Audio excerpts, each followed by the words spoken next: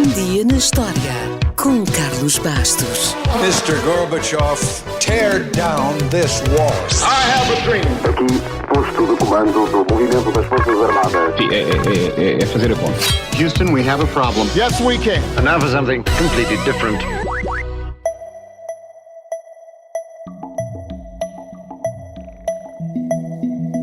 Foi a 13 de outubro de 1884, na Conferência Internacional do Meridiano, que se definiu o meridiano de Greenwich como ponto de referência para determinar os fusos horários. Mesmo que precise de ligar o GPS para ir a qualquer lado e mesmo que não perceba nada sobre o seu funcionamento, de certeza que já ouviu falar em latitude e longitude. Determinar a latitude é relativamente simples. No hemisfério norte, por exemplo, basta medir o ângulo entre o horizonte e a estrela polar com a ajuda de um quadrante, do astrolábio ou do sextante. Os portugueses sabem isto há séculos. Mas se a latitude tem a linha do Equador como marco inicial, a longitude não tem nenhum marco natural. Para calcular a longitude, é preciso medir a diferença de tempo entre o ponto A e o ponto B.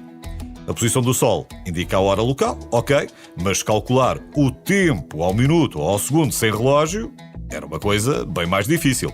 Na verdade, foi um problema que só ficou resolvido a partir do século XVIII, quando alguém inventou o cronómetro.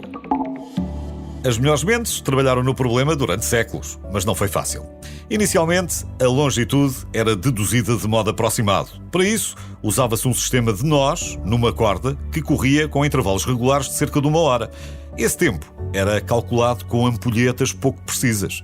Bastava o barco balançar-se mais ou menos e pronto, o resultado já era completamente diferente.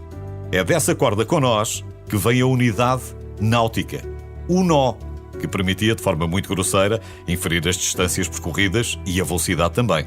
Por isso hoje dizemos que o barco vai a 5 nós ou a 10 nós. Portanto, a dificuldade de determinar a longitude resultou em grandes catástrofes marítimas, muita gente naufragou e os navios espanhóis ou portugueses, por exemplo, que navegavam de e para o Novo Mundo, tinham de seguir por rotas fixas para evitar perder-se, o que os tornava presa fácil para os piratas. Isto e muito mais fez do cálculo da longitude uma prioridade para os governos. No final do século XVI, a Espanha criou um prémio para quem descobrisse a longitude. E o mesmo faria a coroa britânica 100 anos depois. Finalmente, a solução para o problema da longitude foi encontrada graças aos avanços tecnológicos. Foi um relojoeiro autodidata, chamado John Harrison, que criou o cronómetro, que dava sempre as horas certas, independentemente das condições do mar, e recebeu o prémio da coroa. Hoje, seriam mais de 3 milhões de libras. Com o cronómetro, o problema estava resolvido. Agora, era preciso encontrar o tal marco inicial. Se na latitude era o Equador, o marco natural, qual seria o da longitude? O acordo internacional foi alcançado neste dia, em 1884, apesar das vozes discordantes, porque Greenwich enfrentou a concorrência do meridiano de Paris, do meridiano de Cádiz e até do meridiano de Coimbra. No fim, ganhou a potência mais poderosa. É bom saber que a história não mudou muito desde o século XIX. Hoje, o meridiano de Greenwich serve de referência para calcular a distância longitudinal e estabelece os fusos horários.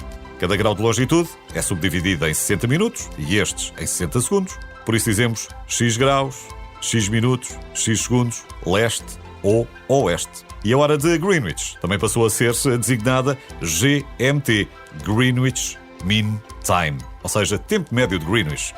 Mas ainda não me saiu da cabeça e continuo a pensar que tempo médio de Coimbra soava muito melhor.